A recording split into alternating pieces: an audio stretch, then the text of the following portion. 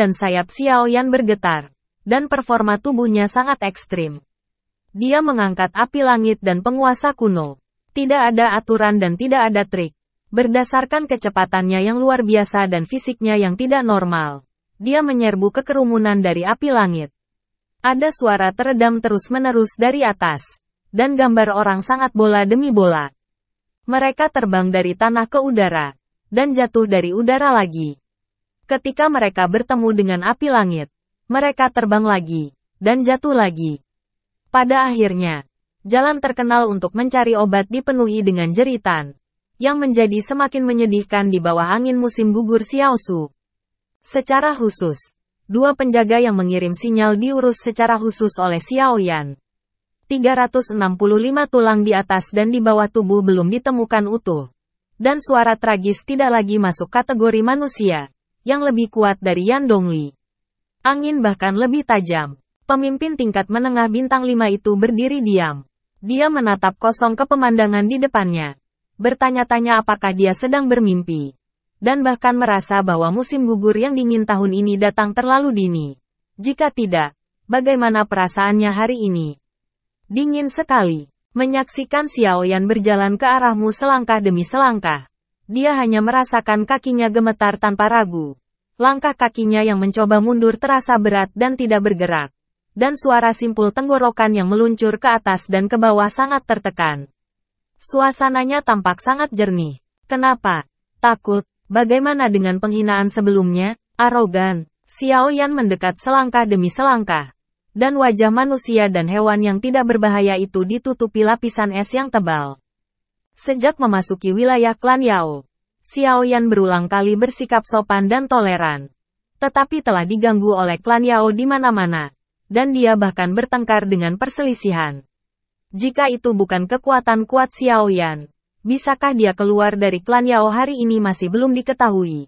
Dan klan terbang dari klan narkoba jauh melebihi harapan Xiao Yan. Jika bukan karena kebangkitan leluhur, Xiao Yan pasti sudah lama membunuh si pembunuh. Wajah Komandan Bintang 5 menjadi semakin putih, dan dia mengulurkan tangan dan menyeka dahinya, tetapi menemukan bahwa tidak ada jejak keringat sama sekali. Keringat dingin bahkan membeku di pori-pori.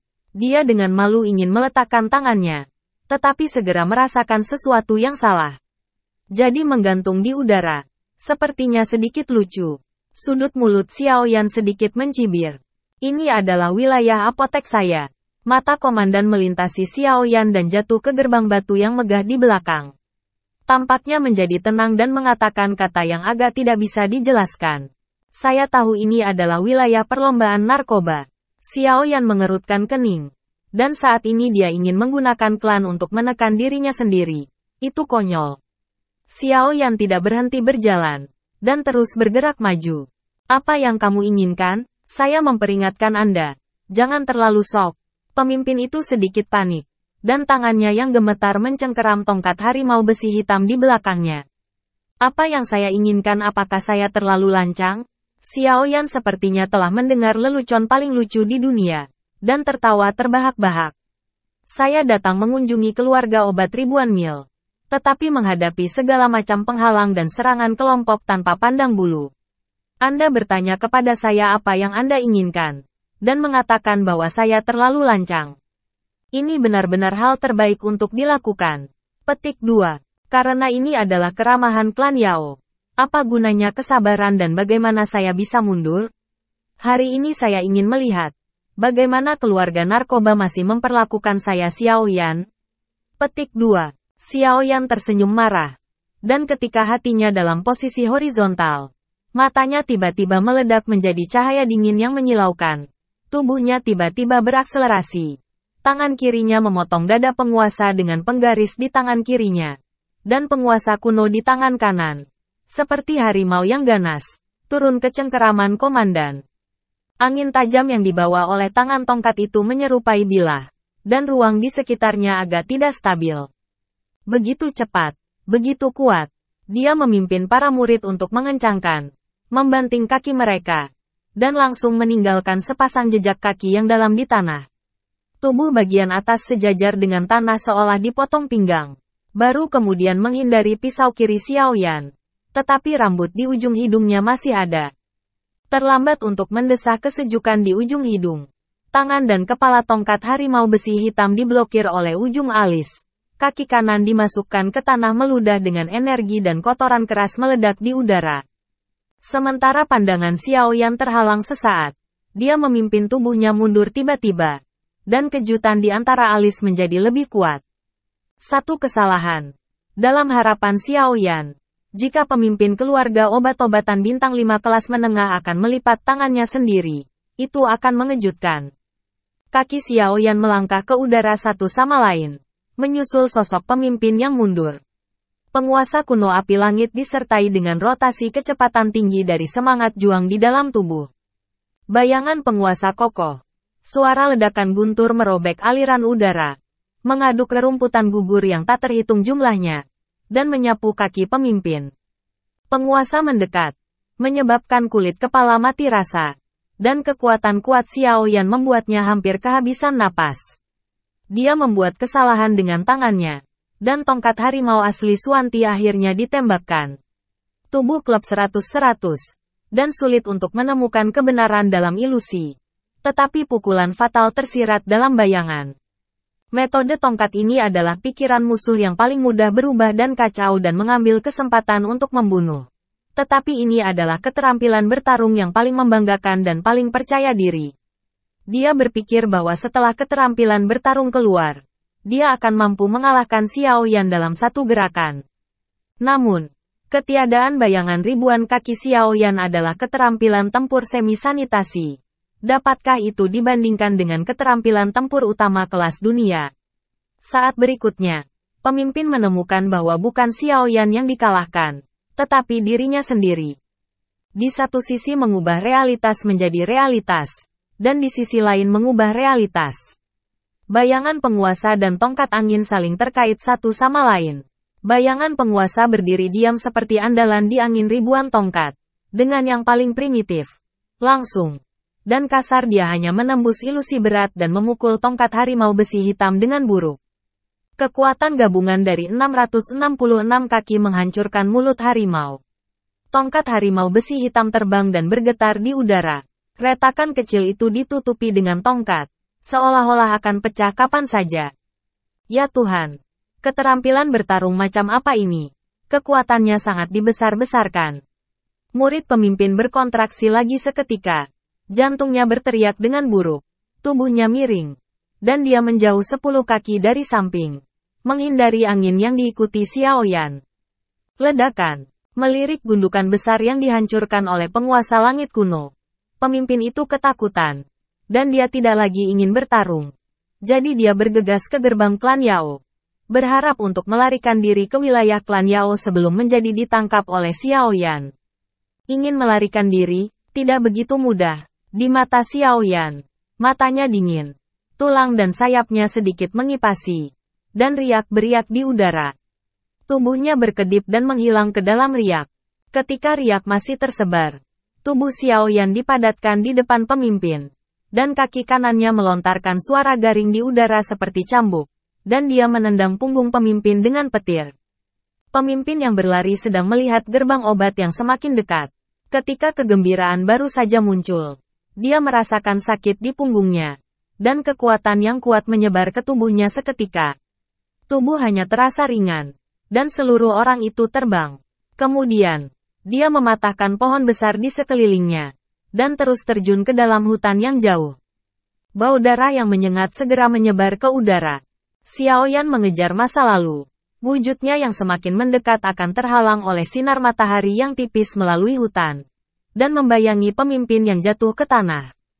Komandan berjuang untuk menahan tunggul batang yang patah dan berdiri terhuyung-huyung. Batuk darah dari mulutnya. Sambil melihat Xiao Yan yang berjalan ke hutan seperti hantu. Sekarang senjatanya telah hilang. Tangannya mati rasa. Dan seluruh tubuhnya menderita sakit parah. Saat dia melihat Xiao Yan yang mendekat selangkah demi selangkah. Perasaan putus asa menyebar dengan cepat di hatinya. Apakah Anda benar-benar ingin membunuh orang di wilayah apotek? Ketenangan pemimpin telah lama terlempar keluar dari Jiu Xiaoyun. Matanya berkedip untuk bertanya pada Xiao Yan. Dan sekarang dia mulai curiga bahwa Xiao Yan punya nyali untuk membunuh di sini. Saya tidak keberatan membiarkan darah di tanah jika sesuatu tidak membutuhkan bantuan dari apoteker. Xiao Yan terdiam sesaat, masih mengatakan yang sebenarnya. Jadi, bukankah kamu berencana untuk membunuhku? Setelah mendengar kalimat ini, pemimpin yang hampir lolos dari kematian merasa bahwa langit menjadi biru. Pepohonan menjadi lebih hijau. Dan wajah jahat Xiao Yan menjadi lembut. Hukuman mati tidak dapat dihindari. Tetapi kejahatan hidup sulit untuk dimaafkan. Itu menyinggung Xiao Yan. Jadi bersiaplah untuk membalas dendam. Kalimat Xiao Yan selanjutnya segera membekukan secercah harapan yang baru saja muncul. Jadi apa yang kamu mau? Jika kamu berani membunuhku, perlombaan narkoba tidak akan melepaskanmu. Didominasi dalam tunggul-tunggul. Sayangnya, kecuali beberapa burung di hutan, teriakannya tidak menyebabkan belas kasihan Xiao Yan. Mereka adalah panutan Anda, tetapi Anda adalah komandan mereka. Yang berarti Anda akan lebih menderita daripada mereka. Xiao Yan menunjuk tanpa ekspresi pada orang-orang yang berubah menjadi tumpukan lumpur di kejauhan. Apa? Pemimpin hanya merasa seperti baskom berisi air dingin yang menetes dari kepala hingga kakinya. Tubuhnya bergetar hebat.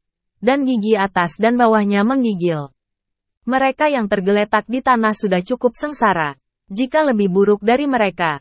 Meskipun dia adalah seorang apoteker. Dia masih tidak dapat menjamin apakah dia akan cacat seumur hidup setelah ramuan penyembuhan yang baik atau luka hitam besar apa yang tertinggal. Anakmu kejam. Setelah memerintahkan sepatah kata dari celah di antara giginya, dia mengambilnya dengan kaki kanannya, mengambil sebatang pohon ke tangannya, dan melemparkannya ke arah Xiao Yan. Cabang-cabangnya dipenuhi dengan semangat juang Kaisar Dou Bintang 5. Patahan tajam menembus udara. Dan peluit bersiul datang ke dada Xiao Yan dalam sekejap. Ranting, mata Xiao Yan melonjak. Sepertinya komandan itu sudah miskin. Anjing itu melompat ke bawah tembok dan menangkap apa itu. Xiao Yan mengerahkan kekuatan di kakinya dan melompat ke udara. Jari-jari kakinya sedikit lebih ringan pada dahan yang ditusuk oleh kecepatan. Dan tubuhnya memutar setengah lingkaran dengan kekuatannya. Jatuh. Penggaris ini cepat dan akurat. Meski sederhana tapi lugas, pemimpin hanya memiliki satu sisi untuk menghindari kunci. Dan tulang pipi bahu kiri mengeluarkan suara berderak. Rasa sakit yang parah menyebabkan pipi pemimpin menjadi bengkok. Langkah kakinya salah dan dia hanya ingin menarik diri. Namun, penguasa kedua Xiao Yan mengikuti dari dekat.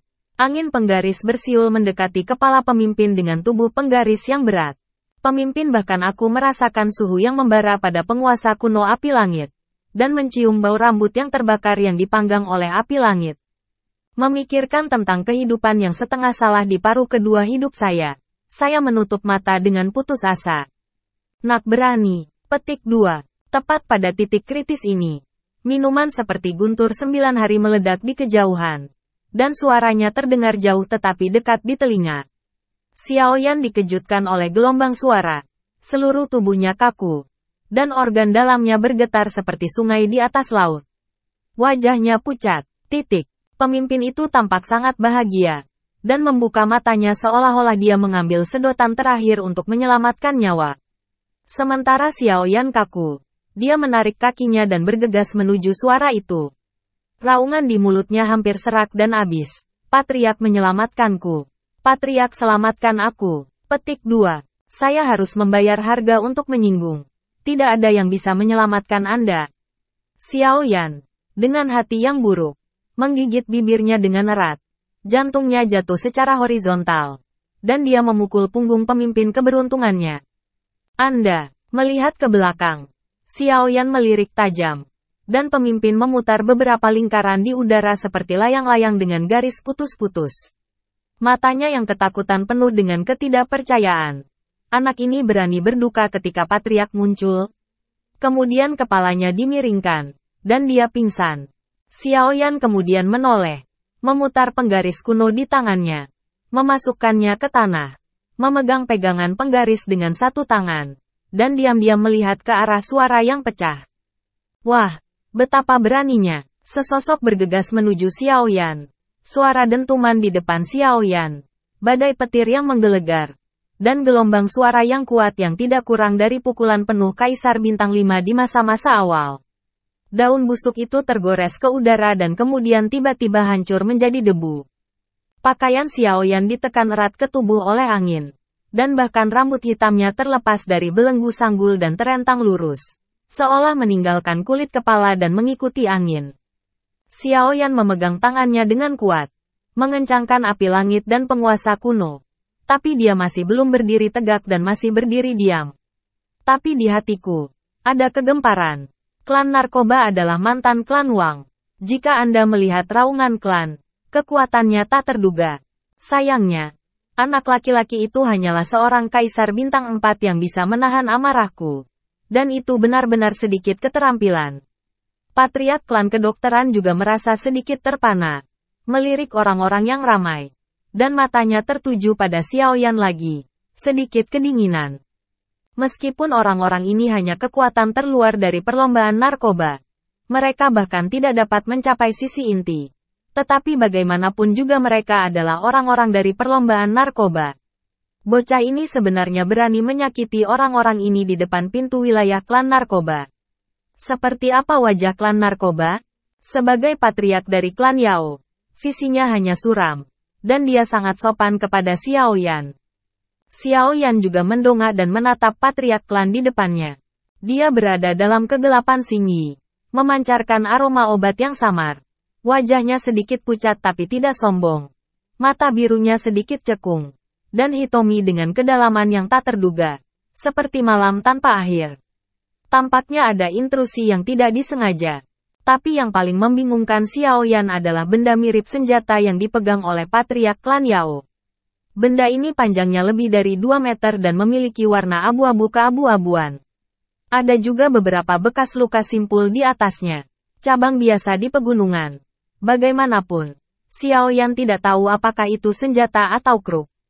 Angin musim gugur muncul kembali. Dan mata klan patriark menjadi lebih dingin dengan keheningan Xiaoyan. Dan rasa dingin itu sepertinya membuat udara di sekitarnya sedikit lengket. Xiaoyan tidak bisa menahan gemetar dan tersadar. Seseorang harus menundukkan kepalanya ketika dia meminta bantuan. Dia melangkah maju dengan kepalan tangan. Dan berkata dengan suara yang dalam. Xiaoyan, generasi muda, bertemu dengan patriark klan dari klan. Petik 2. Sampai berjumpa lagi. Kesalahpahaman yang luar biasa. Patriark klan berbicara dengan dingin. Suaranya sekeras batu beku. Dan dia menyebar dengan liar di pintu masuk klan saya.